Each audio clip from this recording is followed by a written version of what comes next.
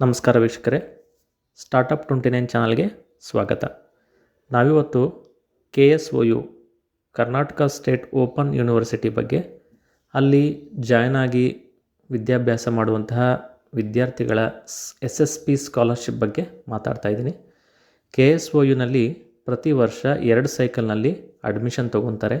ಒಂದು ಜನವರಿ ಸೈಕಲ್ಲು ಮತ್ತು July cycle. So ಇಲ್ಲಿ ಸಮಸ್ಯೆ ಏನಂತಂದರೆ, ಜನವರಿ ಸೈಕಲ್ನಲ್ಲಿ ಜಾಯ್ನ್ ಆದಂತಹ ಬಡ ವಿದ್ಯಾರ್ಥಿಗಳಿಗೆ ಸ್ಕಾಲರ್ಶಿಪ್ ಸಿಗ್ತಾ ಇಲ್ಲ.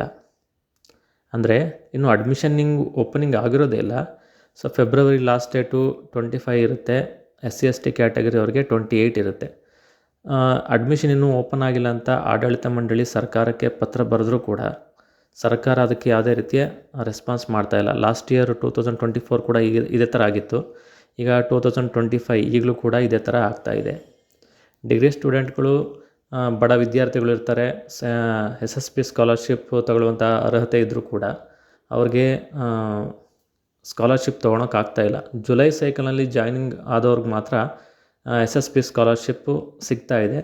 ಸೊ ಆದ್ದರಿಂದ ಯಾವುದೇ ರೀತಿಯ ಸ್ಕಾಲರ್ಶಿಪ್ಪು ತೊಗೊಳೋದಕ್ಕೆ ಇಷ್ಟ ಇಲ್ಲದೆ ಇರೋರು ಅಥವಾ ಅರ್ಹತೆ ಇಲ್ಲದೆ ಇದ್ದಂಥವ್ರು, ಆರ್ಥಿಕವಾಗಿ ಸಬಲರಾಗಿದ್ದಂಥವ್ರು ಜನವರಿ ಸೈಕಲ್ನಲ್ಲಿ ಜಾಯ್ನಿಂಗ್ ಆಗಿ SSP ಸ್ಕಾಲರ್ಶಿಪ್ ಬೇಕು ಅನ್ನೋಂಥವ್ರು ಜುಲೈನಲ್ಲಿ ಜಾಯ್ನಿಂಗ್ ಆಗಿ ಅವ್ರಿಗೆ SSP ಸ್ಕಾಲರ್ಶಿಪ್ಪು ಸಿಗುತ್ತೆ.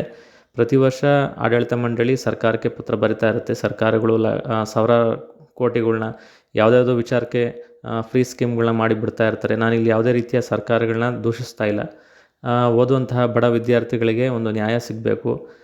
ಜನವರಿ ಸೈಕಲ್ನಲ್ಲಿ ಜಾಯ್ನಿಂಗ್ ಆದಂತಹ ವಿದ್ಯಾರ್ಥಿಗಳು ಕೂಡ SSP ಸ್ಕಾಲರ್ಶಿಪ್ಪು ಸಿಗಬೇಕು. ಜುಲೈ ಸೈಕಲ್ನಲ್ಲಿ ಓದುವಂತಹ ವಿದ್ಯಾರ್ಥಿಗಳಿಗೆ ಹೇಗೆ ಒಂದು ಸ್ಕಾಲರ್ಶಿಪ್ ಸಿಗುತ್ತೆ, ಅದೇ ಥರ ಜನವರಿ ಸೈಕಲ್ನಲ್ಲಿ ಓದುವಂತಹ ವಿದ್ಯಾರ್ಥಿಗಳು ಕೂಡ SSP ಸ್ಕಾಲರ್ಶಿಪ್ ಸಿಗಬೇಕು ಅಂತ ನಾನು ಈ ಮುಖಾಂತರ ಕೇಳ್ಕೊತೀನಿ. ನಮಸ್ಕಾರ ವೀಕ್ಷಕರೇ.